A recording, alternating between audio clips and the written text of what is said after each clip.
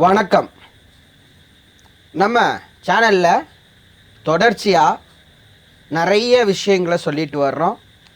இன்றைக்கி இன்னொரு சப்ஸ்கிரைபர் செஞ்ச ஒரு வாசகருடைய ஜாதகத்தை அலச போகிறோம்.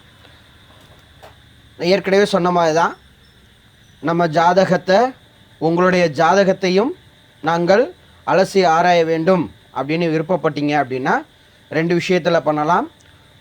கமெண்ட் பாக்ஸில் போய்ட்டு உங்களுடைய பிறந்த நாள், பிறந்த நேரம், பிறந்த ஊர், இது மூணு கம்பல்சரியாக முக்கியமாக இது மூணும் அவசியமாக நீங்கள் டைப் செஞ்சு வச்சுருந்தீங்க அப்படின்னா நாங்கள் அதை ஒரு செலக்ட் பண்ணி அதுக்கான பலன்களை சொல்ல ஆரம்பிப்போம். இந்த ஜாதகத்தை நம்ம பலன் நம்ம பார்க்கல சார், நான் புதுசாக பார்க்குறேன், அதை எப்படி நம்ம சர்ச் பண்ணி தேடுறது அப்படின்னு எடுத்துக்கிட்டிங்கன்னா உங்களுடைய யூடியூப்பில் டேட் ஆஃப் பர்த் அப்படின்னு டைப் பண்ணிக்கோங்க. பண்ணிவிட்டு உங்களுடைய டேட்டு நாள் ஸ்பேஸ் விட்டு மாதம் ஸ்பேஸ் விட்டு வருடம் அப்படி அடிச்சிங்கன்னா சோராஜ்காந்த் அஸ்ட்ராலஜி அப்படின்னு சேர்த்து அடிச்சிங்க அப்படின்னா உங்களுடைய ஜாதகத்துக்குள்ள பலன்களை நீங்கள் பார்க்கலாம். மொத்தம் ஒரு 4 லட்சம் ஜாதகங்கள் அடுத்தடுத்து ப்ரிடிக்ஷன் கொடுக்க போகிறோம். இது எந்த அளவுக்கு உங்கள் லைஃப்பில் ஒர்க் அவுட் ஆகிருக்கு, எந்த அளவுக்கு பலன் சரியாக இருக்குது அப்படிங்கிறத நீங்கள் கமெண்ட் பண்ணுங்கள். எத்தனை பர்சன்டேஜ் நீங்கள் இந்த விஷயங்கள் உங்கள் வாழ்க்கையில் நடந்திருக்குங்கிறதையும் கமெண்ட் பண்ணுங்கள். ஏன்னா எல்லாமே கடவுளுடைய சித்தம்தான், நம்ம கையில் ஒன்றும் இல்லை. அவன் என்ன நினைக்கிறானோ அதை நம்ம நிறைவேற்ற வந்திருக்கிறோங்கிறது தான் உண்மை. ஸோ அந்த வகையில் இன்றைக்கி பார்க்கக்கூடிய ஜாதகர் யாருன்னு பார்த்துருவோமா? ஸோ இந்த ஜாதகருடைய பிறந்த நாள் பார்த்தோம் அப்படின்னா 23/5/1980 பிறந்திருக்கிறாரு. பிறந்த நேரம்னு எடுத்துக்கிட்டிங்கன்னா 5:23 PM. இந்த கிழமையில் பிறந்த இவருக்கு என்ன அப்படின்றத பார்ப்போம். சரி, இவரோட ராசி அப்படின்னு எடுத்துக்கிட்டோம் அப்படின்னா சிம்ம ராசியில் பிறந்திருக்கிறாரு. லக்கணம் அப்படின்னு எடுத்துக்கிட்டிங்க அப்படின்னா துலாம் லக்கணத்தில் பிறந்திருக்கிறார். ஸோ இவர் பிறந்த நேரத்தில் உள்ள விஷயங்கள் என்னென்னங்கிறதையும் அதனால் வந்த ஒவ்வொரு பலன்களையும் நம்ம தொடர்ச்சியாக பார்ப்போம். இவர் சிம்ம ராசியில் பிறந்தார். உத்தரம் 1ஆம் பாதத்தில் பிறந்திருக்கிறாரு. அப்போ பிறக்க போகும்போது சூரியனுடைய நட்சத்திரத்தினுடைய தசாபுத்தி போக்குவரத்து நடந்திருக்கும். இவருக்கு சூரியனானவர் 8ஆம் வீட்டில் உட்கார்ந்திருக்கிறார். சரி, 8ஆம் வீட்டில் உட்கார்ந்திருக்கிறார். எப்படி இருக்கிறார் அப்படின்னு பார்க்கணும். இவருடைய ஜாதகத்தில் பார்த்தீங்கன்னா சூரியன் பலமாக தான் இருக்கிறார். 2ஆம் ஸ்தானம் பெறுகிறார். ஷட்ச் பலம்னு சொல்லுவோம், ஷட்ச் பலம்னு. அந்த பலத்தில் அவர் 2ஆம் இடத்துல அமர்வில் அமர்ந்திருக்கிறார் அப்படிங்கிற மாதிரி இருக்குது. இவர் வாங்கியிருக்கிற நட்சத்திரம் பார்த்தீங்க அப்படின்னா சூரியனோட நட்சத்திரம். உப நட்சத்திராதிபதினு பார்த்தீங்க அப்படின்னா குருவனுடைய நட்சத்திரத்தில் பிறந்திருக்கிறார். சரி, இந்த நம்ம ஒவ்வொரு விஷயத்தையும் அலசி ஆராயத்துக்கு முன்னாடி அவங்களுடைய பொதுவான பலன்களையும் சேர்த்து சொல்லிட்டு வருவோம். அந்த வகையில் பாருங்கள்,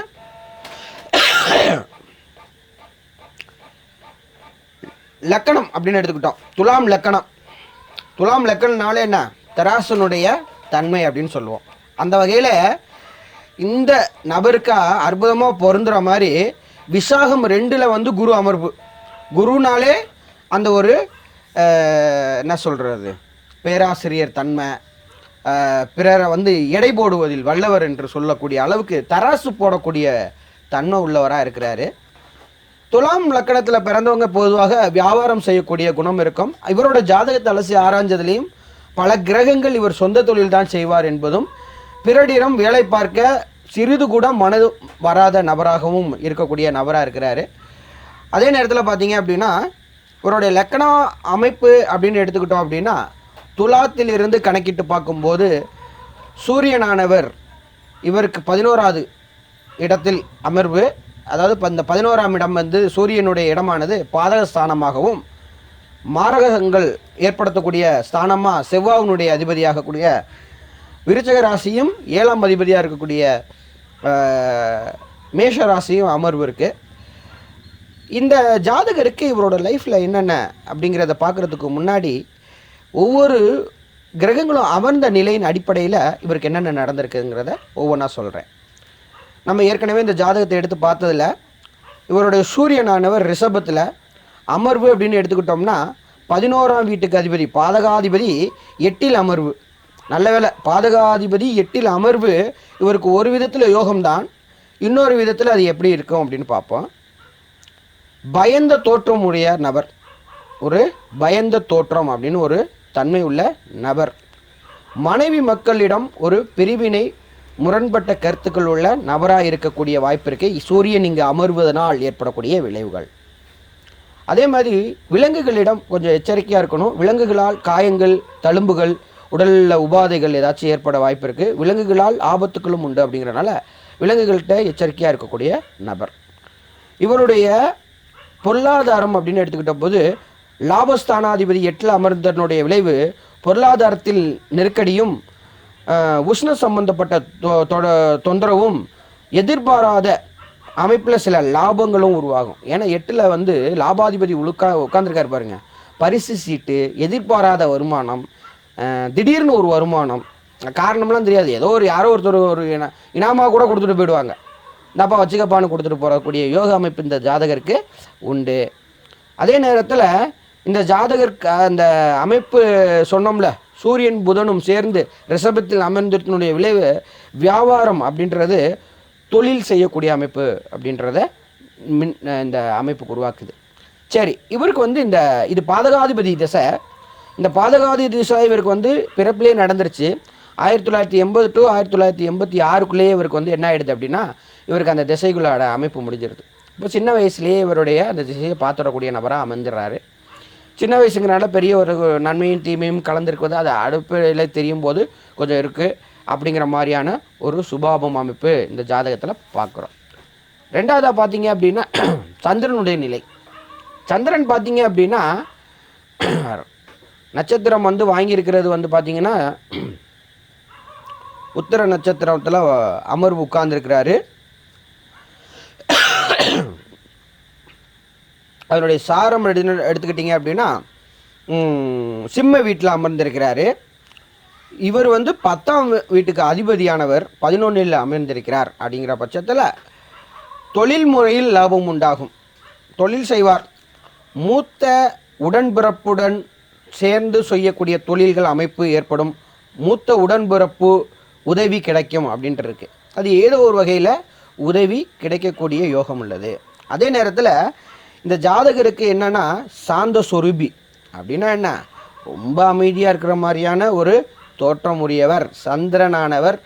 இவருடைய 11ஆம் வீட்டில் 10ஆம் வீட்டு அதிபதியான சந்திரன் 11ஆம் வீட்டில் அமைப்பில் இருக்கிறதனுடைய விளைவாக இவர் ஒரு சாந்த சொரூபி தோற்றம் உள்ளவர். அதே நேரத்தில் இவருக்கு சந்திரனானவர் ஆத்மகாரகனாகவும் செயல்படுறார். பிறருடைய மனதை எடை போடுவதிலும் பிறரை பற்றி தெரிந்து கொள்வதிலும் மனோதத்துவ நிபுணருடைய நிபுணத்துவத்தை இவர் பெறுகிறார் என்றுதான் இந்த ஜாதகம் இருக்குது. அதே நேரத்தில் இவர் இன்னொரு விஷயத்தை கவனிச்சுக்கணும். திங்கட்கிழமை, ரோகிணி நட்சத்திரம், அஸ்த நட்சத்திரம், திருவோண நட்சத்திரங்களை இவர் வழிபட்டாலோ இல்லை அந்த நாட்களிலோ இவருக்கு தனவரவு உண்டு. அந்த நாட்களில் வந்த தனம் வரவு ஆனது, அதாவது பொருளாதார ரீதியாகவும் லாபம் தொடர்பான ரீதியாகவும் இவர் தக்க வைத்து கொள்ளக்கூடிய சூழல் அமைப்பு உண்டு அப்படின்னு சொல்லலாம். ஏன்னா இவருக்கு சம்பத்து தாரையாக இந்த 2ஆம் வீட்டு இந்த சந்திரனுடைய அமைப்பு இருக்குது. அப்படிங்கிறனால இவர் நிச்சயமாக சந்திரனுடைய அமைப்பில் இருக்கக்கூடிய ரோகிணி, அஸ்தம், திருவோண நட்சத்திரங்களை ஆக்டிவேட் செய்கிறாரு அப்படின்னா கண்டிப்பாக இவருக்கு தன யோக அமைப்பு உருவாகிடும் அப்படிங்கிறத நம்ம பார்க்கலாம். இந்த அமைப்பில் பார்த்திங்கன்னா 1986லேருந்து 1996 வரைக்கும் இவருக்கு இந்த அமைப்பு இருக்குது. இது தனாதிபதி யோகம், சம்பத்துத்தாரை அமைப்பு, தொழில் முறையில் லாபம் அப்படிங்கிற மாதிரியான அமைப்புலாம் இருக்கிறதனுடைய விளைவாக இவருக்கு அந்த நேரத்தில் ஓரளவுக்கு நல்ல நிலையிலே தான் இருந்திருப்பார். அதே நேரத்தில் இவருக்கு சந்திரனுடைய அமைப்பு நல்லா இருக்கிறனாலையும் சந்திரனுடைய இது தனாதிபதி யோகம் இருக்கிறனாலையும் தாயிடமிருந்து கிடைக்கக்கூடிய அன்பு தாராளமாக கிடைக்கும் அப்படின்னு சொல்லலாம். அடுத்தது பார்த்தீங்க அப்படின்னா செவ்வாயினுடைய இருப்பை வச்சு இவருக்கு என்னென்ன நடக்குதுன்னு பார்ப்போம். இவருக்கு செவ்வாய் அப்படின்னு பார்க்கும்போது இவருக்கு செவ்வாயானவர் விபத்து தாரை அமைப்பில் வருகிறார். அப்படிங்கிற பட்சத்தில் மிருகசீரிசம், சித்திரை, அவிட்டம் போன்ற நட்சத்திரங்கள் இவருக்கு விபத்து தாரை அமைப்பு இருக்கிறது. அது இந்த நட்சத்திரங்கள் காலங்களிலும் செவ்வாய் கிழமைகளிலும் இவர் எச்சரிக்கையாக இருக்க வேண்டும். முருக வழிபாடு முக்கியமாக செய்து கொள்ள வேண்டும். இதே நேரத்தில் அவிட்ட நட்சத்திரத்தில் விபத்து தாரையில் கேது அமைப்பு இருக்குது. கேது திசை இவருக்கு இப்போதைக்கு வரலை. இவருக்கு இவருக்கு வரலன்னு இப்போதைக்கு இவருக்கு கேது திசை அமைப்பு இல்லை. இவருடைய கேது திசை அமைப்பை பார்த்தோம் அப்படின்னா அவருடைய எதிர்காலத்தில் அமையுது. அதனால் அவர் தப்பிச்சுக்கிட்டாருன்னு தான் சொல்லணும். சரிங்களா? ஸோ அவருடைய எதிர்காலத்தில் அமைது தப்பிச்சுக்கிட்டார். இருந்தாலும் கேது புத்தி வரக்கூடிய நாட்கள், கேது புத்தியினுடைய அமைப்பு, அதாவது தசாக்களில் கேது புத்தி வரக்கூடிய நாட்களில் பார்த்தீங்க அப்படின்னா இவருக்கு கொஞ்சம் ஒரு ஒரு ஒரு ஒரு ஒரு மாதிரி டைட்டு உருவாகும். அதே நேரத்தில் கேது நட்சத்திரத்தில் வரக்கூடிய பணம் எதையும் இவரால் கையில் வைத்து கொள்ள முடியாது. வருமானால் அதை கையில் வைத்து கொள்ள முடியாது.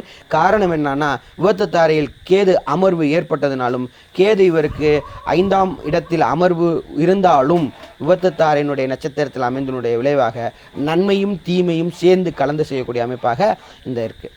சரி, செவ்வாய் இவருக்கு விபத்துத்தாரன்னு சொல்லிட்டு அதனுடைய அதிபதிகள் இப்படி இருக்குது அப்படின்னா, அப்போ இவருக்கு மூத்த உடன்பிறப்புடைய நட்பு அப்படின்னு ஒன்று சொன்னோம்ல, அப்போ செவ்வாயினுடைய இது காரத்துவம் குறைவாக தானே இருக்குது அப்படின்னு பார்க்குறோம். இவர் உட்கார்ந்துருக்கிற நட்சத்திரம் பார்த்தீங்க அப்படின்னா மகத்தில் கேதுவனுடைய நட்சத்திரத்திலேயே உட்கார்ந்துருக்கிறாரு. உட்கார்ந்துருக்கக்கூடிய இடமானது சிம்ம வீடாக அமைந்து மன்னிக்கணும், இவர் செவ்வாவானவர் சிம்ம வீட்டில் அமர்ந்து உட்கார்ந்திருக்கிறார். இவருக்கு 1996 2003 வரைக்கும் இதனுடைய தசை நடக்கிறது. இவருடைய வாழ்நாளில் இந்த தசை கொஞ்சம் மனசங்கடமும் ஏற்படும், விரோதம் உண்டாகும், அண்ணன் தம்பிக்குள்ளே ஏதாச்சும் மனக்கசப்புகள் உருவாகும், இந்த மாதிரி நேரங்களில் உருவாகும். அதே மாதிரி இந்த செவ்வாய் அமர்வு என்ன பண்ணுது அப்படின்னா, தகப்பன் வழி உள்ள நன்மைகளை குறைக்குது. அப்படின்னா என்னென்னா, தந்தை வர்க்கத்துடன் வாக்குவாதம், பிரிவினை உருவாக வாய்ப்பு இருக்குது. ஆயுதங்களால் உடம்பில் காயம் ஏற்படக்கூடிய வாய்ப்பு இந்த ஜாதகருக்கு இருக்குது அப்படிங்கிற மாதிரி இருக்குது. அதே நேரத்தில் இந்த 2க்கும் 7க்கும் அதிபதி 11 அப்படின்ற பட்சத்தில் மனைவி சிறப்பானவளால் அமைகிறாள். மனைவி தாயாருடன் ஒத்துப்போக மாட்டாள். அதே நேரத்தில் மூத்த உடன்பிறப்பு கருத்து வேறுபாடு இருக்கும், உதவியும் கிட்டும். அதே மாதிரி உங்களுடைய தொழில் அமைப்பு, போக்குவரத்து எல்லாம் பார்த்திங்கன்னா எலக்ட்ரானிக்ஸ் சம்மந்தப்பட்ட ஆவணங்களை நீங்கள் மேற்கொள்ளக்கூடிய அமைப்பு உள்ள ஜாதகமாக இந்த ஜாதகம் இருக்குது. இதுக்கு காரணம் என்னன்னு கேட்டிங்கன்னா, செவ்வாவானவர் அந்த 11ஆம் வீட்டு அமர்வில் உட்கார்ந்துருக்கிறதுனால தான் இந்த காரணம் உண்டுது. அப்படிப்பட்ட தொழில் அமைப்பானது லாபம் இருக்கா அப்படின்னு பார்த்தா, செவ்வாவானவர் அங்கே உட்கார்ந்துருக்கிறார். லாபம் பெரிய அளவில் இல்லை, ஆனால் தொழில் சாணம் அமைப்பை அவர் வலுப்படுத்துகிறார் என்று தான் நம்ம சொல்லணும். சரி, இப்போ அடுத்தது நம்ம இவரோட ஜாதகத்தில் அடுத்த கிரக நிலை என்னன்னு பார்ப்போம். அடுத்தது புதனுடைய நிலையை வைத்து இவருக்கு என்னன்னு பார்ப்போம். ஆனால் இவருக்கு புதனானவர் 8ல் இருக்கிறார், வதத்தாரைக்குடைய அதிபதியாக இருக்கிறார். அப்படிங்கிற போது புதன் சாரத்தில் நிறைய விஷயங்கள் பார்த்தீங்க அப்படின்னா, முன்னுக்கு பின் ஆயில்யம், கேட்டை, ரேவதி அப்படின்னு சொல்லக்கூடிய இந்த 3 நட்சத்திரங்கள் காலங்களிலும் இவர் கொஞ்சம் சங்கடங்களை அனுபவிக்கக்கூடிய வாய்ப்புகள் அதிகம். வதைத்தாரைகளில் எதுவும் இவர் செய்யக்கூடாது. ஆனால் இவருக்கு புதனே அதிபதியாகவும் வருகிறார், நன்மையும் செய்கிறார், அதே நேரத்தில் தீங்கும் செய்கிறார். ஏன்னா இவருக்கு காம்பினேஷனில் பார்த்தீங்கன்னா 1-5 காம்பினேஷன் வரும். இவருடைய டேட் ஆஃப் பர்த் டைமிங்கில் 5 ரொம்ப ஒரு முக்கியமான நபர்னு சொல்லுவோம். ஆனால் அவர் ராசி அடிப்படையில் இவருக்கு வதத்தாரை அமைப்பை பெறுகிறார். அப்படிங்கிறனால நன்மையும் தீமையும் உண்டாகக்கூடிய அமைப்பு இருக்குது. அப்போ இவர் என்ன பண்ணிக்கலாம் அப்படின்னு கேட்டிங்க அப்படின்னா, புதனானவர் அமைப்பில் புதன்கிட்டேருந்து வரக்கூடிய விஷயம், புதன் கிழமைகளில் வரக்கூடிய நன்மைகள் எதுவும் இவருக்கு நிலைக்காது என்பதையும் நல்லா புரிஞ்சுக்கணும். அதே நேரத்தில் இவருக்கு புதனானவர் எங்கே உட்காந்துருக்காருன்னா, ரோகிணி நட்சத்திரத்தில் உட்காந்துருக்கிறார். ரோகிணி இவருக்கு வருமானத்தை உண்டு பண்ணக்கூடிய விஷயங்களை பண்ணக்கூடிய தாரை. ஆனால் இவருக்கு வதத்தாரையாய் அமைந்த ரோகிணி இவருக்கு 2 பலன்களை கொடுக்கும். ஒன்று என்னன்னா, நன்மையை செய்யும். ஏன்னா சந்திரனுடைய நட்சத்திரத்தில் உட்காந்துருக்கு. சந்திரன் இவருக்கு தனாயோக தாரை அமைப்பு உள்ளவர். வதைத்தாரை அமைப்பில் வதைத்தாரினுடைய நட்சத்திரங்களில் பெரிய கிரகங்கள் இல்லை என்பதனாலும் இவருக்கு நன்மையும் தீங்கையும் கொடுக்கக்கூடியவராக இருக்கிறார். அதே நேரத்தில் இவர் ரிஷபத்தில் இருக்கக்கூடிய புதனானவர் கண், வயிறு தொடர்பான உபாதைகளை செய்யக்கூடியவராக இருக்கிறார். கண்ணு சம்பந்தமான பிரச்சனைகளை பார்த்துக்கணும். வயிறு உபாதைகள் அதிகமாக வரும். உறவுகளுக்குள்ள பிரிவினை உருவாக்கக்கூடிய அமைப்பு இந்த ஜாதகத்துக்கு இருக்குது. இவர் 12க்கும் 9க்கும் அதிபதி அமர்வு 8ல் இருக்கிறதனுடைய விளைவாக இந்த விஷயத்தை அவர் அனுபவிப்பார். இதனுடைய முழு திசை வர்றதுக்கு 2056 டு 2027 நடக்கும். அதெல்லாம் கொஞ்சம் காலம் கிடச்சி தான் கிடைக்கும். ஆனால் இந்த வதைத்தாரை நடக்கக்கூடிய புதனுடைய சாரம் நடக்கக்கூடிய நிறைய விஷயங்கள், புதனுடைய நட்சத்திரங்களில் நடக்கக்கூடிய நிறைய விஷயங்களை இவர் அனுபவிப்பார். ஆனால் அதை முழுமையாக இவரால் கைபிடித்து கொண்டு போக முடியாது. அப்படிங்கிறது தான் இந்த ஜாதகத்துடைய விளைவுகள். அதை நீங்கள் என்ன கொஞ்சம் பார்த்துக்கணும். ஏன்னா சில நேரங்களில் சில நட்சத்திரங்கள் நமக்கு நல்லது செய்கிற மாதிரியே இருக்கும். ஆனால் பின்னாடி போய் பார்த்தோம்னா அதனுடைய விளைவு நமக்கு நன்மை தருவதற்கான வாய்ப்பு இல்லாமல் போய்விடும். அந்த வகையில் இவருக்கு புதனானவர் 7 சஜ்பலத்தில் 7ல் இருக்கார், பின்தங்கி இருக்கிறார். அப்படிங்கிற போது இவருக்கு பலம் இல்லாமல் தான் இருக்கிறார் என்று கணக்கெடுத்து கொள்ள வேண்டும். அடுத்தது இவருக்கு குருவானவர் நிலையை பற்றி எப்படி இருக்குன்னு பார்ப்போம். இவருக்கு குரு இவருக்கு பாவர் அப்படிங்கிறது என்னென்னா இவருக்கு நன்மை கிடையாது அப்படிங்கிற மாதிரியான நிலையில் உள்ளவர். ஏன் அப்படின்னா குருவானவர் இவருக்கு மாரகாதிபதி ஸ்தானமாகவும் குருவானவர் பாவர் அப்படிங்கிற நிலையில் இருக்கார். இந்த கிழமையில் பிறந்தவருக்கு சூரியன் செவ்வாய் குரு இவங்க 3 பேருமே பாவர் லிஸ்ட்டில் இருக்காங்க. இப்போ சூரியன் குரு செவ்வாயான இந்த கிரகங்களுடைய அமைப்பு உங்களுக்கு நல்லதும் தீங்கும் செய்யக்கூடிய அமைப்பாக இருக்குது அப்படிங்கிற மாதிரியான ஒரு அமைப்பு உள்ளது. இதில் இவருக்கு பார்த்தீங்க அப்படின்னா இவரும் சிம்ம வீட்டில் தான் இருக்கிறார். இவருக்கு சிம்ம வீட்டில் பார்த்தீங்க அப்படின்னா மொத்தம் 5 கிரகங்கள் இணைவில் இருக்குது. அதில் சனி சந்திரன் மிக நெருக்கமான தொடர்பு, குரு செவ்வாய் நெருக்கமான தொடர்பு, ராகு ஆனவர் குருவோட இணைவு அப்படின்ற மாதிரியான அமைப்பில் இருக்குது. அப்போ ஒரு கிரகம் 11ஆம் வீட்டில் மொத்தம் பார்த்தீங்க அப்படின்னா 5 கிரகங்கள் அமைப்பு இந்த ஜாதகத்தில் பார்க்க முடியும். அடுத்தது பார்த்தீங்க அப்படின்னா மரியாதை எதிர்பார்க்குற நபருங்க இவர். குருவனுடைய நிலையை வைத்து பார்க்கும்போது மிக மிக மிக மரியாதை எதிர்பார்ப்பார். மரியாதை இல்லாத இடத்தில் துச்சமென தூக்கி எறிவார் அப்படிங்கிற மாதிரி அமைப்பு உள்ளவர். அப்படின்னா என்னென்ன அர்த்தம்னு கேட்குறீங்களா? அவரை தட்டுத்தாம்பாளம் வச்சு அழைக்கணும் இல்லையா, அந்த இடத்துக்கும் போக மாட்டார், அந்த அந்த நபரையும் மதிக்க மாட்டாருங்கிற நிலையை இந்த ஜாதகர் அனுபவிப்பார் அப்படிங்கிறத தான் இப்போ சொல்ல வருது. சரி, இது மகத்தில் தான் அமைவு. சிம்மத்தில் உட்கார்ந்துருக்கிறாரு குரு. சிம்மத்தில் மக நட்சத்திரத்தை வாங்கி உட்கார்ந்துருக்கிறாரு. எல்லாம் இதில் மக நட்சத்திரம் பார்த்தீங்க அப்படின்னா இவருக்கு நன்மையும் தீமையும் உள்ள மாதிரியே உள்ளது. ஏன்னா 5ல் அமர்வு உள்ளவர்காரர் கேது சாரம். ஆனால் செவ்வாவனுடைய நட்சத்திரத்தை வாங்கி உட்கார்ந்துருக்கிறாருன்னு சொன்னோம் பார்த்தீங்களா, அந்த மாதிரி அமைப்பு இருக்குது. இவருக்கு 2021 டு 2037 வரைக்கும் இந்த சிம்மத்தினுடைய குருவினுடைய சாரம் நடக்குது. குரு பாவர் என்று கணக்கில் எடுத்துக்கொண்டாலும் இவர் 11ஆம் வீட்டில் சுபத்தன்மை பெறக்கூடிய வாய்ப்புகளை உருவாக்கி அமர்ந்திருக்கிறார். செவ்வாயோடு சேர்ந்திருக்கிறார். அப்போது குரு செவ்வாய் சேர்க்கை இருக்கிறது. சனி சந்திரன் அமர்வு இது எல்லாமே சேர்க்க இருக்கிறதுனால இந்த நேரத்தில் முன்னும் பின்னுமான ஒரு விஷயம் நடந்து கொண்டே தான் இருக்கும். அடுத்தது இவரோட ஜாதகத்தில் இன்னொரு கிரகத்தினுடைய நிலையை வைத்து இவருடைய நிலைகளை பார்ப்போம். சுக்கிரனானவர் இந்த ஜாதகத்தில் என்ன பண்ணிக்கிட்டு இருக்கார் அப்படின்னு பார்க்கணும். நம்பர் 1 ஸ்தானமே அவர் தாங்க. இவருக்கு சுக்கிரன் வலுவாக இருக்கிறதுனால தான் ஓரளவுக்கு நல்ல மினுக்கான தோற்றம், ஒரு நல்ல நிலையில் இருக்கக்கூடிய அமைப்பை உருவாக்குறது, எதுலேயுமே எதிர்பார்ப்பு ஓவர். அப்படின்னா என்ன, எண்ணம் பெரிதாக இருக்கும், பிரம்மாண்டமான எண்ணங்கள் அப்படிங்கிறது உருவாக்கி கொடுக்கறதுக்கு காரணமே இதுதான். சுக்கிரனானவர் சஜ் பலத்தில் 1ஆம் இடத்தில் இருக்கிறார். மிதுனத்தில் அமர்வு ஏற்படுகிறார். திருவாதிரை 1ஆம் பாதத்தில் அமர்ந்திருக்கிறார் அப்படின்னு எடுத்துக்கலாம். அதனோட திசை வர்றதுக்கு நாள் எடுக்கும். புத்திகள் வரும்போது நன்மை உருவாகும். இவருக்கு மிதுனத்தில் உட்கார்ந்திருந்த சுக்கிரனானவர் இசை கலை ஆர்வத்தை உருவாக்குகிறது. பெண்கள் வழியில் எச்சரிக்கையாக இருக்க வேண்டும். வம்பு வழக்கு சேரும் பெண்கள்கிட்ட. அதனால் கொஞ்சம் கவனமாக இருக்கக்கூடிய அமைப்பு இருக்கிறது. ஜோதிட ஞானம் பெறுவார். பெண் குழந்தைகள் இருக்கும். மகிழ்ச்சி அற்ற ஒரு வாழ்க்கை அமைப்பு உருவாக்கக்கூடிய வாய்ப்பு இந்த சுக்கிரன். நம்பர் 1ல் இருக்காருன்னு சொன்னீங்க, அப்புறம் மகிழ்ச்சியற்ற வாழ்க்கை அப்படிங்கிறீங்களா? ஏன்னா அவர் திருவாதிரையில் உட்கார்ந்துருக்கிறார். திருவாதிரையில் உட்கார்ந்துருக்கிற நட்சத்திரம் ராகுவானவர் மக நட்சத்திரத்தை வாங்கி 11ஆம் பாதகத ஸ்தானத்தில் உட்கார்ந்துருக்கிறார். அப்படிங்கிற பட்சத்தில் இவருக்கு அந்த 2 ஸ்தானத்தையும் கொடுத்துரும். அதை அனுபவிக்கவும் விடாது அப்படிங்கிற அமைப்பில் இந்த சுக்கிரனானவர் அமர்வில் உட்கார்ந்துருக்கிறார். அடுத்தது சனியினுடைய சாரத்தை இந்த ஜாதகத்தில் பார்த்துருவோம். இந்த சனியினுடைய ஜாதகத்தை அப்படின்னு எடுத்துக்கிட்டோம்னா இவருக்கு யோகர் சனி, அதே மாதிரி இவருக்கு சந்திரனும் யோகர் தான், புதனும் யோகர் தான், சனி யோகர் தான். ஏன்னா லக்கணத்துக்கு அவர் வந்து உச்சநிலை பெறக்கூடியவர் அல்லவா. அதே நேரத்தில் அவர் வந்து இப்போ 11ஆம் வீட்டில் உட்கார்ந்துருக்கிறாரு. 11ஆம் வீட்டில் பாதகாஸ்தாதிபதி பகை பெற்று உட்கார்ந்துருக்கிறாரு. அப்போ யோகர் பகை பெற்று உட்கார்ந்துருக்கிறார், பலம் கொஞ்சம் கம்மியாக கொடுக்கறதுக்கான வாய்ப்புகள் இருக்கிறது. அடுத்தது பார்த்தீங்கன்னா இதனால் என்ன விளைவு அப்படின்னா, சனி தொழில்காரகன் அல்லவா, அவர் அங்கே 11ஆம் வீட்டில் உட்கார்ந்துருக்கிறார் அல்லவா, பகைப்பட்டு உட்கார்ந்துருக்கிறார், சந்திரனுடன் சேர்ந்து அமர்வு உட்கார்ந்துருக்கிறார், கூடுதலாக சுக்கிரனுடைய நட்சத்திரத்தில் உட்கார்ந்துருக்கிறார். சுக்கிரன் பலமாக இருக்குது. அப்போ தொழிற்சான அமைப்பு கொஞ்சம் நல்லா தானே இருக்கணும் அப்படின்னா, ஆமாம் இவருக்கு தொழிற்சான அமைப்பு நல்லா தாங்க இருக்குது. ஆனால் என்னென்னா சம்பாத்தியத்தில் வேகம் இருக்காது. ஏன்னா சனியினுடைய சாரம் அப்படி அமைந்திருக்கிறனால அது வரவுக்கு மிஞ்சிய செலவு அமைப்பு இந்த ஜாதகத்தில் அதிகமாக இருக்கிறனால பூர்வீக இடத்தை விட்டு வெளியேறக்கூடிய தன்மையும் இருக்குது. வயிறு தொந்தரவு இருக்கும்.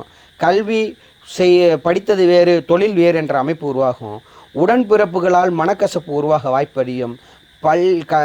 கல்வி வந்து தடைபடுறதுக்கான வாய்ப்பு இருக்கும். அப்படிங்கிற மாதிரியான அமைப்பு இந்த ஜாதகத்தில் இருக்குது. சரி, இதனுடைய திசை எப்போ அப்படின்னு பார்த்தீங்கன்னா 2037லேருந்து 2056 வரைக்கும் நடக்கும். இதில் தொழில் ஓரளவுக்கு ஸ்டாண்ட் ஆகிறதுக்கான வாய்ப்பு உருவாகி கொடுக்கும். அந்த நேரங்களில் அவர் கவனமாக இருக்க வேண்டியது என்ன அப்படின்னு பார்த்தீங்க அப்படின்னா, சூரியனோடது இந்த சனி தசை உங்களுக்கு ஓரளவுக்கு நல்லது தாங்க பண்ணும். காரணம் என்னென்னா அவர் நல்ல நிலையில் தான் இருக்கிறார். அதனால் சனியினுடைய திசை உங்களுக்கு வந்து அற்புதமாக வேலை செய்யக்கூடிய வாய்ப்பு உருவாக்கி கொடுக்குங்கிறத நம்ம மறக்கவே முடியாது, மறுக்கவும் முடியாது. அடுத்தது பார்த்தீங்க அப்படின்னா உங்களுக்கு ராகுவானவர் சிம்மத்தில் இருக்கிறார். சரி, ரைட்டு. எந்தெந்த வருஷத்தினால 2023லேருந்து 2021 வரைக்கும் ராகுவனுடைய திசை தான் நடக்குது. சரி, இந்த திசையான எப்படி நடக்குது? மக நட்சத்திரத்தை வாங்கி உட்கார்ந்துருக்கார். மகம் 5ல் இருந்தாலும் அவர் இது செவ்வாயினுடைய சாரத்தை வாங்கியிருக்கிறார். செவ்வாயினுடைய நட்சத்திரங்கள் இவருக்கு பலமில்லாத நட்சத்திரங்கள் அப்படின்னு நம்ம ஏற்கனவே சொல்லிட்டோம். அதனுடைய பொருட்டு என்னென்னா, இந்த ராகுனுடைய திசையில் வந்து தந்தைக்கு தோஷம் உருவாகும், தேவையற்ற பணச்செலவு உருவாகும், வருமானம் மந்தநிலை உருவாகும், குடும்பத்துக்குள் சஞ்சலங்கள் உருவாகும், பிரிவினைகள் உருவாகும், நன்மையும் உருவாகும்ங்கிற மாதிரியான அமைப்புள்ள ஜாதகம் இந்த ஜாதகம். அதே நேரத்தில் இந்த ஜாதகத்தினுடைய நிலைகளில் பார்த்தோம் அப்படின்னா, ராகுவானவர் 11ல் இருக்கார். அப்புறம் கொட்டி கொடுக்கணுமே அப்படின்னா கொட்டி கொடுப்பார். ஆனால் கேதுவனுடைய நட்சத்திரத்தை வாங்கியிருக்கிறனுடைய விளைவாகவும் சில 5 கூட்டணிகளில் வேறு அமைப்பு இருக்குது பார்த்தீங்களா. இதனுடைய கூட்டணிகளும் சேர்ந்து என்னன்னா அவரை நிலைநிறுத்துமே தவிர பெரிய அளவில் கொடுக்க வாய்ப்பு இல்லாமல் இருக்கிறது. ஆனால் ராகு திசையில் அவருக்கு வேண்டிய விஷயங்கள் எல்லாமே நடந்தேறும் என்பது மறுக்க முடியாத ஒரு விஷயம். சரி, அதே நேரத்தில் பார்த்தீங்க அப்படின்னா இவருக்கு அடுத்தது கேதுவனுடைய சார அமைப்பு போக்குவரத்து எல்லாத்தையும் செக் பண்ணி பார்க்க போகும்போது அவர்கிட்ட சொல்லிட்டோம் 5ல் இருக்கிறாருன்னு சொல்லிட்டோம். இந்த செவ்வானுடைய சாரத்தை வாங்கியிருக்கிறாரு அப்படின்னு சொல்லிட்டோம். அப்போ செவ்வாய் வந்து இவர் என்னென்னா இந்த செவ்வாவுனுடைய சாரத்தை அப்படி வாங்கியிருக்கிறனாலையும் விபத்து தாரைன்னு சொல்லக்கூடிய செவ்வாவினுடைய நட்சத்திரத்தை வாங்கி அமர்வு ஏற்பட்டிருக்கனாலும் அங்கே பகை பெறுவதனுடைய என்னன்னாலும் எண்ணங்களில் தெளிவாக இருக்கும். ஆன்மீக நாட்டம் அதிகமாக இருக்கும். கோயில் குளம் எண்ணம் இருக்கும். கோயில் குளம் போகணும்னு எண்ணம் இருக்கும். அங்கே வனங்கள் இருக்கும். ஆன்மீக சிந்தனையாளராக இருக்கக்கூடிய வாய்ப்புகளை அதிகமாக கொடுக்கக்கூடிய இந்த அமைப்பு உள்ள ஜாதகமாக இருக்குதுங்க. சரி, இந்த ஜாதகத்தை நம்ம வந்து கிரகங்கள் வழியாக பார்த்துட்டோம். என்னென்ன விஷயங்கள் என்னென்னங்கிறதையும் கவனிச்சிட்டோம். இப்போ அடுத்தது என்னென்னு அப்படின்னு பார்க்க போகும்போது அடுத்தது நம்ம இவருக்கு என்னென்ன விஷயங்கள் செய்தால் இவர் வாழ்க்கையில் நன்மை ஏற்படும் அப்படின்னு ஒரு விஷயம் இருக்குது. சார், எல்லாமே யோகமும் இருக்கும், பாதகமான தோஷ கணக்குகளும் இருக்கும். ஆனால் ரெண்டையுமே வந்து சமன் செய்கிறதுக்குன்னு ஒரு விதி இருக்குது பார்த்தீங்களா. அந்த விதி என்னங்கிறத நம்ம இப்போ பார்க்க போகிறோம். அதில் முதல்ல பார்த்தோம் அப்படின்னா இவருடைய ஜென்ம நட்சத்திரத்துக்கான உரிய இது பார்த்தீங்க அப்படின்னா உத்தர நட்சத்திரம் அல்லவா. இவருக்கு அரளி சதை, அதாவது அரளி செடி, அரளி விதை, அரளி செடி இதனுடைய தன்மைகள் ரொம்ப முக்கியமானது. அரளிப்பூ அப்படிங்கிறத அவர் நட்டு வைக்கலாம். அரளி மரத்தை நட்டு வைக்கலாம். அரளி பூக்களை வந்து சில குறிப்பிட்ட எல்லா இதுக்கும் கொடுக்க முடியாது, சில குறிப்பிட்ட விஷயங்களுக்கு பயன்படுத்தக்கூடிய அரளிப்பூவை பயன்படுத்த முடியும். ஓகேங்களா. அரளிப்பூ மூலமாக சில விஷயங்களை செய்ய முடியும் அப்படின்ட்டு. சரி, இந்த இவர் வணங்க வருது உத்தரத்துக்குரிய நட்சத்திரத்தில் வணங்கக்கூடிய கோயில்கள் எங்கே இருக்குதுன்னு பார்த்துருவோமா அப்படின்னா, சேலம் குமரகிரி தண்டாயுதபாணி கோயிலுக்கு போயிட்டு வர்றது அற்புதமானது. ஏன்னா உத்தர நட்சத்திரத்துக்குரிய கோயில் அப்படிங்கிறனால அங்கே போயிட்டு வந்தார்னா இவருக்கு ஒரு நல்ல திருப்பம் இருக்குது. அதே மாதிரி காஞ்சிபுரத்தில் இருக்கக்கூடிய ஹரிசா பத்தீராரர் அப்படின்னு ஒரு கோயில் இருக்குது. அந்த கோயிலுக்கு போயிட்டு வந்தீங்க அப்படின்னாலும் அற்புதம் நடக்கும். அடுத்தது விழுப்புரம் திருவரங்கரை வரதராஜ பெருமாள் அந்த கோயிலுக்கு போயிட்டு வாங்க. அற்புதமான விஷயங்கள் திருப்பங்கள் நடக்கிறதுக்கு வாய்ப்பு இருக்கும். சரி, அடுத்தது வந்து உங்களுக்கு பார்த்தீங்க அப்படின்னா பணவரவு தனவரவு அப்படின்னு ஒன்று இருக்குது பார்த்தீங்களா. அது உங்களுக்கு வேணும்னு விருப்பப்பட்டீங்கன்னா அத்திப்பழம் டெய்லி 2 சாப்பிடுங்க. அற்புதமாக உங்களுக்கு பணம் வரதுக்கான தூண்டுதல் உருவாக்கி கொடுத்துரும். ஏன்னு கேட்குறீங்களா, உங்களுக்கு இந்த திருவோணம் அதாவது திருவோணம் அஸ்தம் ரோகிணி நட்சத்திரம் தானே தனவரவுக்கான நட்சத்திரங்கள் அமைப்பு இருக்குது. அதனுடைய அதிபதியானவர் அதனுடைய அந்த பௌர்ணமி வழிபாடு, அதே நேரத்தில் திங்கக்கிழமை வரக்கூடிய பௌர்ணமி வழிபாடெல்லாம் பண்ணிட்டு வந்தீங்கன்னா உங்களுக்கு அற்புதமான ரிசல்ட் கிடைக்கும்.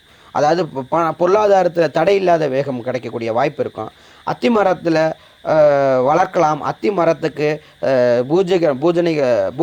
பூஜைகள் செய்யலாம். அதே மரத்தில் இந்த அத்தி மரத்தினுடைய சாரமுள்ள கோயில்களுக்கும் போயிட்டு வரலாம். அதில் பார்த்தீங்கன்னா ராமநாதபுரத்தில் இருக்கக்கூடிய ராமேஸ்வரத்தில் அபய ஆஞ்சநேயர்னு ஒரு கோயில் இருக்குது. அங்கே போயிட்டு வாங்க. அற்புதமாக உங்களுக்கு செல்வம் சேர்றதுக்கான வழிவகைக்கு வர ஆரம்பிச்சிடும். அதே நேரத்தில் திருச்சியில் இருக்கிற பூமிநாதர் கோயிலுக்கு போயிட்டு வாங்க. உங்களுக்கு செல்வம் சேர்றதுக்கான அறிகுறி அப்படியே சேருக்கும். நிலைக்கிறதுக்கான வாய்ப்பை உருவாக்கி கொடுத்துரும். அடுத்தது இவருக்கு பார்த்தீங்க அப்படின்னா சூரிய வழிபாடு ரொம்ப முக்கியம். சேஷ்டா தேவி அப்படிங்கிற தேவியை நீங்கள் வணங்கி வந்தாலும் உங்களுக்கு அற்புதமான விஷயங்கள் இருக்கும். சூரியனுடைய எந்திரத்தை வழிபட்டு வர்றது உங்களுக்கு அற்புதமானது இருக்குது. ஸோ இந்த எந்திரங்கள்லாம் உங்களுக்கு வேணும்னு விருப்பப்பட்டீங்கன்னா kallukundu.in அப்படிங்கிற வெப்சைட்டில் கிடைக்கும். இல்லை நம்மளுடைய வாட்ஸ்அப் நம்பர் வந்து டிஸ்கிரிப்ஷனில் இருக்கும். அதில் நீங்கள் பார்த்துட்டு கூட நீங்கள் அதை காண்டாக்ட் பண்ணிங்கன்னா அந்த எந்திரங்கள்லாம் உங்களுக்கு கொடுக்கும். வெப்சைட் உங்களுக்கு கிடைக்கிறதுக்கான வெப்சைட்டும் இந்த டிஸ்கிரிப்ஷனில் கொடுத்துருக்குறோம். அதை பார்த்து நீங்கள் தெரிஞ்சுக்கலாம். அடுத்தது பார்த்தீங்க அப்படின்னா இவர் இன்னொரு விஷயம், காகத்துக்கு உணவளிக்கும் போதும் வீரபத்திரன் சாமியை வணங்கும் போதும் இவருக்கு ஒரு நிலைத்தன்மை உருவாகும். அவருடைய மனசுலையும் சரி, அவருடைய வாழ்க்கையிலும் சரி, அவருடைய தொழிலும் சரி. வீரபத்திரனை வழங்கணும், காகத்துக்கு உணவளிக்கணும். இந்த ரெண்டையும் கரெக்டாக பண்ணிட்டு வந்தார்னா இவருடைய ஸ்டெடி மைண்ட் அப்படின்னு சொல்லுவோம்ல, அந்த ஸ்டெடி மைண்ட் இவருக்கு வந்துடும். அதனால் ரொம்ப அற்புதமான விஷயம் உள்ள ஜாதகர். அடுத்தது பார்த்தீங்க அப்படின்னா சார் இவருக்கு இந்த 11ல் ஒரு விஷயம் நடந்துச்சுன்னு சொன்னீங்கல்ல, 11ல் 5 கிரகம் இருக்குன்னீங்கல்ல, அது சூனியத்தன்மை பெற்றிருக்கு அப்படிங்கிறத இப்போ கடைசியாக சொல்கிறேன். இவருக்கு 2 தசமி திதியில் பிறந்த அவர் 2 கிரகங்களுடைய ராசியினுடைய இடம் வந்து சூனியத்தன்மை. அந்த சூனியத்தன்மை என்னன்னா அங்கே இருக்க கிரகங்கள் பலமிழந்து போய்விடும். அப்படிங்கிற பட்சத்தில் சிம்மம் பலம் இழக்குது, விருச்சகம் 2ஆம் வீடு பலம் இழக்குது. தனாதிபதி யோகத்தை தடுப்பது அந்த 2 வீடுகளுடைய அதிபதிகள் தான். 2ஆம் வீட்டில் எதுவும் இல்லைங்கிறனால பெரிய அளவில் தொந்தரவு இல்லை. ஆனால் பாதகாதிபதியில் கிரகங்கள் அமர்வு இருக்குது பார்த்தீங்களா, அதை சரி பண்ண முடியுமா அப்படின்னா தாராளமாக சரி பண்ணிக்கலாம். என்ன பண்ணனா நடக்கும் அப்படின்னு பாருங்கள். அதாவது இவருக்கு வந்து அனுமன், காளி, நரசிம்மர் இவரை வழிபட்டு வர்றது இந்த சூனிய ராசி சூனிய கிரகங்களுடைய தோஷத்தை குறைக்கும். அதே நேரத்தில் திங்கள் சனிக்கிழமை சிவனுடைய வழிபாடு, திங்கக்கிழமையும் சனிக்கிழமையும் சிவனை இவர் வழிபட்டுட்டு வந்தார் அப்படின்னா இந்த கிரக தோஷ நிலை இருக்குது பார்த்தீங்களா, அந்த 5 கிரகங்கள் பலமிழந்து இருக்குது பார்த்தீங்களா, அந்த நிலை மாறி பலம் கொடுக்க ஆரம்பிச்சிடும், நிலையான தன்மை உருவாக்கி கொடுக்கும். அதே நேரத்தில் இவருக்கு 7ஆம் அதிபதி 11ஆம் வீட்டில் இருக்கிறதுனால தாரதோஷம் உருவாகும். மனைவியினுடைய சண்டை சச்சரவு உருவாக வாய்ப்பு அதிகம் இருக்குது. காரணம் என்ன அப்படின்னா புத்திர தோஷ கணக்கு இருக்கிறனாலையும் பெண் குழந்தைகள் அதிகம் இருக்கக்கூடிய வாய்ப்பு உருவாக்கி கொடுக்கிறது. சர்பதோஷ அமைப்பு இருக்கிறது அப்படின்ற மாதிரியும் இருக்குது. இதெல்லாம் சரி பண்ண முடியுமா அப்படின்னா முடியும். அதுக்கும் ஊர் சொல்கிறேன், அந்த கோயில்களை போய் வழிபட்டுட்டு வாங்க. தஞ்சாவூர் திருவிடைமருதூர் பௌர்ணமி வழிபாடு பஞ்சமி திதியில் போய் செய்துட்டு வர்றது ரொம்ப நல்லது. சரிங்களா? ஸோ இந்த தோசை கணக்கெலாம் குறையிறதுக்கும் கூட்டு தொழில் அமைப்பு நல்லா இருக்கிறதுக்கும் மனைவி மக்களுடைய ஆரோக்கியம் குழந்தைகளோட ஆரோக்கியம் நல்லா இருக்கிறதுக்கும் நீங்கள் செஞ்சுட்டு வரலாம். ராமேஸ்வரத்தில் இருக்கக்கூடிய பிரம்மஹத்தி தோஷ நிவாரணம் செய்து வர்றது, ராமேஸ்வரத்தில் போய் பிரம்மஹத்தி தோஷம் நிவாரணம்னு ஒன்று செய்வாங்க. அதை செஞ்சுட்டு வந்தீங்கன்னா அற்புதமாக நடக்கும். இவர் 5ஆம் வீட்டு அதிபதி பலம் இல்லைன்னே, ஆனால் கூட்டுத்தொகையில் பார்த்தீங்கன்னா 5 தான் கூட்டுத்தொகையிலலாம் பலம் இருக்கிற மாதிரி இருக்கும். கிரகம் பலம் இல்லை, நம்பர் பலமாக இருக்குது அப்படின்னு இருக்கும். இவருக்கு 2மே சாதகமாக இருக்குது. புதனானவருடைய நிலைகள் இவருக்கு அதிகமாக வேலை செய்யும். காரணம் என்னென்னா அவர் வந்து தனாதிபதி யோகத்தினுடைய நட்சத்திரத்தை ரோகிணியை வாங்கியிருக்கிறதுனால புதன் வழியாக எல்லாமே நடக்கும். அதை தக்க வச்சுக்கிறது தக்க வச்சுக்காததும் அவருடைய தனிப்பட்ட ஜாதகத்தினுடைய வலுவை பொறுத்து இருக்குது. இவர் சூட்சமத்தை தெரிஞ்சுக்கணும். ரோகிணி நட்சத்திரத்தில் புதன் இருக்கிறனால புதன் உங்களுக்கு யோகத்தையும் தரும், அதை தக்க வைக்கக்கூடிய வாய்ப்பை அது தராது. அதற்கு நீங்கள் ரோகிணி நட்சத்திரம், அஸ்த நட்சத்திரம், திருவோண நட்சத்திரம் இருக்குது பார்த்தீங்களா, அதனுடைய நட்சத்திர வழிபாடை அற்புதமாக பண்ணிட்டு வாங்க. நம்ம ஏற்கனவே குறிப்பு கொடுத்துட்டோம். ஸோ இதெல்லாம் நீங்கள் சரியாக செஞ்சுட்டு வர போகும்போது உங்களுக்கான வாழ்க்கையில் சிறப்பு ஏற்படும். சரிங்களா? ஸோ இதே போல் இந்த நிகழ்ச்சியை பார்த்துக்கிட்டு இருக்கக்கூடிய, இந்த பதிவை பார்த்துக்கிட்டு இருக்கக்கூடிய நேயர்களாகிய உங்களுக்கும் ஒரு வாய்ப்பு. உங்களுடைய ஜாதகம் இதுபோல் அலசி ஆராயப்பட வேண்டும் என்று விருப்பப்பட்டீங்க அப்படின்னா கமெண்டில் உங்களுடைய பிறந்த நாள், பிறந்த நேரம், பிறந்த ஊர், இது 3ஐயும் கரெக்டாக அடிக்கணும். 2 அடித்து 1 விட்டுட்டிங்கன்னா என்னால் சரியாக ப்ரிடிக்ஷன் பண்ண முடியாது. அந்த மாதிரி ஜாதகங்களை நான் எடுத்து அலசி ஆராய்ஞ்சு நான் போட மாட்டேன். ஸோ இந்த ஜாதகத்துக்குள்ள ஏதேனும் ஐயம் இருந்தாலும் சரி, ஸோ டிஸ்கிரிப்ஷனில் இருக்கும் வாட்ஸ்அப் நம்பரில் நீங்கள் காண்டாக்ட் பண்ணலாம். அதுக்கு தனியான நன்கொடை உண்டு, அது என்னங்கிறத அப்புறம் பார்த்துக்குவோம். அதை நீங்கள் தெரிஞ்சு வச்சுக்கலாம். ஸோ இந்த ஜாதகருடைய ப்ரிடிக்ஷன் எப்படி இருக்குது அப்படிங்கிறதும், இந்த ஜாதகர் நம்ம சப்ஸ்கிரைபர் ஜாதகர் எப்படி இருந்ததுங்கிறதையும் கமெண்டில் கொடுங்க. அடுத்த நேருடைய ஜாதக பரிவர்த்தனை பதிவு வர்றதுக்கு பங்களிங்க. அதுக்கு நீங்கள் செய்ய வேண்டியது சப்ஸ்கிரைப் பண்ணணும், ஷேர் பண்ணணும், கமெண்ட் பண்ணணும். நிறைய பேருக்கு இதை ஷேர் பண்ணிங்கன்னா அவங்களும் இந்த மாதிரியான பலன்களை அடையக்கூடிய வாய்ப்பு உருவாகும். இதை நீங்கள் செய்வீர்கள் என்று நம்புகிறேன்.